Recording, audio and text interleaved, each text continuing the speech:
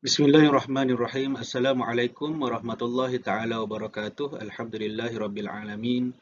Wassalatu wassalamu ala asyrafil anbiya'i wal mursalin wa ala alihi wa sahbihi ajma'in. Qala rabbi shrah li sadri wa yassir li amri wahlul 'uqdatam min lisani yafqahu qawli. Subhanaka la ilma lana illa ma 'allamtana innaka antas samiul alim wa la haula wa la quwwata illa billahil aliyyil azim. Alhamdulillah, jumpa lagi kita dalam ulang kaji UPKK bagi subjek sirah yang mana kita masih lagi dalam pelajaran sirah tahun 4. Bagi pelajaran yang kedua iaitu tajuknya adalah pembangunan negara Islam dan apa yang kita akan bincangkan pada kali ini adalah berkaitan dengan unit 3 iaitu pendidikan. Okey, pendidikan ni kita lebih kepada pendidikan di zaman Rasulullah sallallahu alaihi wasallam. Okey, pendidikan Islam ni telah bermula dari zaman sejak Nabi Muhammad diangkat menjadi rasul semasa Rasulullah sallallahu alaihi wasallam berumur 40 tahun. Rasulullah dia diangkat menjadi baginda diangkat menjadi rasul menerima wahyu pertama ketika berumur 40 tahun. Kita tahu kan cerita wahyu pertama di Gua Hira tu. Okey. Kemudian dan Rasulullah ni dia baginda berperanan untuk membimbing masyarakat Arab, membimbing masyarakat Arab jahiliah meninggalkan kemungkaran dan melakukan kebaikan. Okey, di peringkat awal Rasulullah berdakwah secara rahsia, kemudian berpindah kepada terang-terangan dan dalam kaedah dakwah secara rahsia dan terang-terangan inilah yang kita akan bincang macam mana di mana tempatnya pendidikan itu bermula. Okey. Pusat pendidikan zaman Rasulullah. Okey, kita akan tengok kat mana pusat pendidikan zaman Rasulullah. Okey. Rumah Rasulullah. Yang pertama di rumah Rasulullah sendiri, iaitu institut pendidikan yang pertama baginda mengajar Islam, mengajar tentang agama Islam, kewujudan Allah Subhanahu Wa Taala, berpandukan pendidikan Al-Quran. Okey, bila mana Rasulullah dilantik menjadi rasul, bila Nabi Muhammad dilantik menjadi rasul, maka Al-Quran itu diturunkan kepada Rasulullah hampir setiap hari. So, bila mana turunnya wahyu, Rasulullah akan mengajar kepada sahabat-sahabat yang mula-mula masa tu memeluk Islam.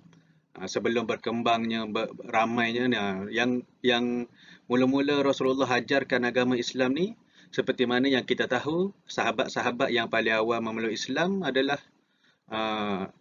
Abu Bakar, Sayyidina Abu Bakar, Sayyidatina Khadijah, bagi kanak-kanak Sayyidina Ali.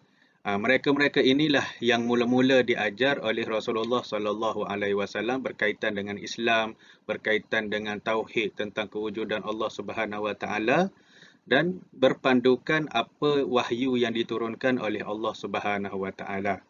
Okey. Seterusnya, okey, Darul Al-Arqam. Darul Arqam, tempat penyebaran Islam yang pertama. Okey.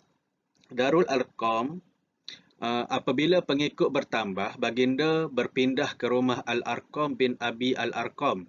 Baginda berterusan mengajar Al-Quran dan ilmu Islam. Okey, sekitar 3 tahun selepas Rasulullah secara rahsia bisik-bisik tentang Islam, pergi one to one, seorang sama seorang cerita tentang Islam, ada yang terima, ada yang menolak. Cuma pada masa tu okey, rumah Rasulullah dengan Darul Arqam ni ini berlaku di Mekah lagi. Okey, semasa mula-mula Rasulullah dibangkitkan menjadi rasul. Okey.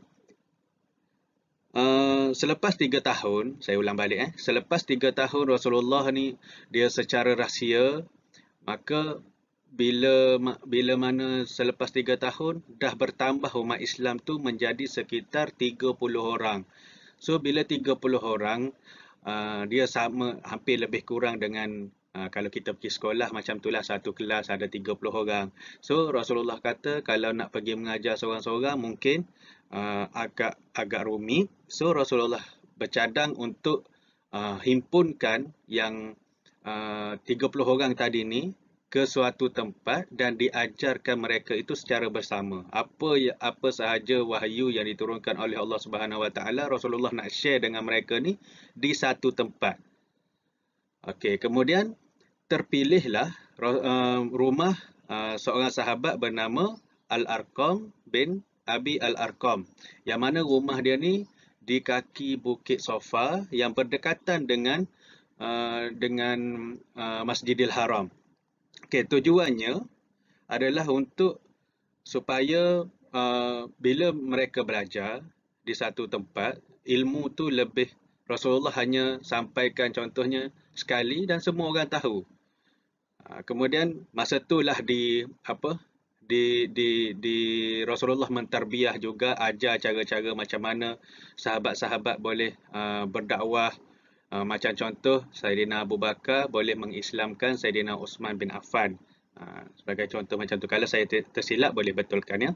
Okey, seterusnya bila dekat dengan Masjidil Haram, bila rumah Al-Arqam bin Abi Al-Arqam ni dekat dengan Masjidil Haram, bila mana musyriki Mekah tidak macam diorang tak memerhatikan sangat orang-orang ni. Orang-orang yang dah memeluk Islam ni akan secara rahsia juga pergi beribadah di Masjidil Haram. Bila dekat, dah belajar, praktikalkan. Macam itulah. Okey. Seterusnya, baginda berterusan mengajar Al-Quran dan ilmu Islam. Di Darul Arqam ni mengajar tentang Al-Quran dan ilmu Islam. Rasulullah share wahyu yang turun, ayat Al-Quran yang baru turun. Rasulullah share dengan sahabat-sahabat dan ilmu-ilmu Islam. Okay, akhlak dan sebagainya. Okey. Ini juga di rumah di Darul Arqam ini juga dilakukan secara rahsia. Secara rahsia sebab takut musyrikin Mekah tahu. Okey. Kalau diorang tahu, macam-macam lah. Mungkin ada yang kena seksa dan sebagainya. Okey, seterusnya. Okey, masjid. Okey. Yang 2 poin tadi adalah berlaku di Mekah. Okey, bila mana di masjid ni kebanyakannya berlaku di Madinah. Okey, baginda telah membina 2 masjid, iaitu Masjid Quba dan Masjid Nabawi. Kita telah bincangkan berkaitan dengan 2 masjid ini di dalam video yang lalu. Kemudian selepas Yasrib ditukar kepada Madinah, masjid menjadi pusat pendidikan terpenting. Okey, sama macam kita sekarang, pusat pendidikan masih lagi berlaku di masjid. Cuma sekarang dalam keadaan pandemik, kita tak boleh nak pergi macam nak pergi menuntut ilmu dekat tu, nak dengar ceramah agama dan sebagainya. Cuma ada inisiatif daripada surau-surau dan masjid-masjid, diorang buat Facebook Live, live YouTube untuk mengembangkan juga ajaran ataupun pembelajaran tentang Islam ni, walaupun dalam keadaan yang sukar ni, tak boleh bersemuka, tapi tetap juga program pembelajaran di masjid itu berlaku. Okey, seterusnya. Okey. Dipanggil as-suffah, iaitu ruang atau bangunan, surau atau masjid yang bersambung, bangunan surau yang bersambung dengan masjid. Maksudnya, macam pelik je ayat. Okey, bangunan yang bersambung dengan masjid. Macam sekarang kan, kalau kita tengok masjid sekarang, dia akan buat suffah tu. Walaupun tak dipanggil suffah, tapi kalau kita tengok di masjid-masjid, ada ruang solat. Masjid sekarang kan ada ruang solat, kemudian ada ruang tempat belajar, dewan-dewan, bilik-bilik kecil yang boleh memuatkan orang untuk belajar. Itulah yang diambil daripada seni bina masjid yang dibuat oleh Rasulullah. Sampai sekarang kita bina masjid segah mana pun, sebesar mana sekalipun, tapi masih lagi mempunyai ciri-ciri binaan masjid yang dibuat oleh Rasulullah sallallahu alaihi wasallam. Okey. Dia adalah seperti sekolah kerana sistem yang lebih sistematik. Okey, Masjid Nabawi mempunyai as-suffah ni. Okey, as-suffah ni dia lebih kepada uh, orang yang duduk di as-suffah ni biasanya yang uh, mengikuti pengajian Rasulullah ini secara terus, yang meliputi sahabat-sahabat yang miskin, yang mana mereka ni menginfakkan diri mereka, mereka niatkan dalam diri mereka dia nak belajar sahaja. Okay, mereka ni miskin, tidak bekerja dan sebagainya, dia orang duduk je dekat as-suffah tu dan belajar. Antara sahabat yang terkenal yang mengikuti pengajian di as-suffah ni adalah Abu Hurairah. Sebab tu kalau kita tengok hadis,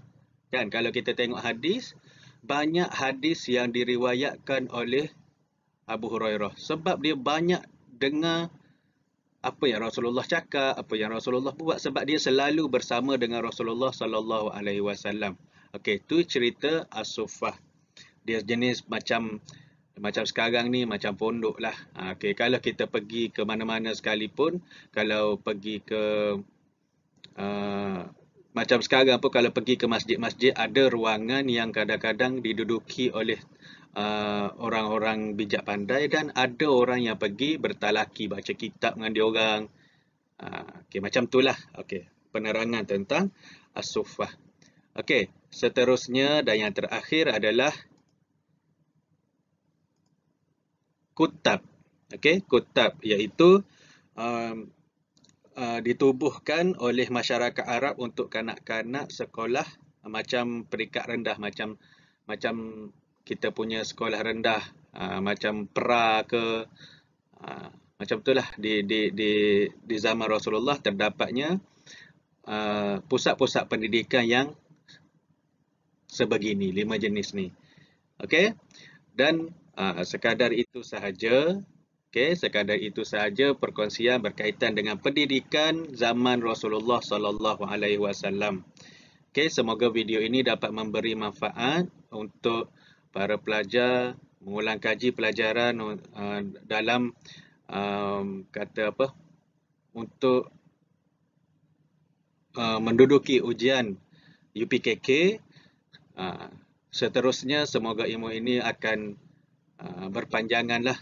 Okay, berpanjangan, dan saya mohon maaf apa yang baik itu datang daripada Allah Subhanahu Wa Taala dan yang buruk itu adalah kelemahan diri saya sendiri. Wallahu a'lam bishawab. Assalamualaikum warahmatullahi taala wabarakatuh.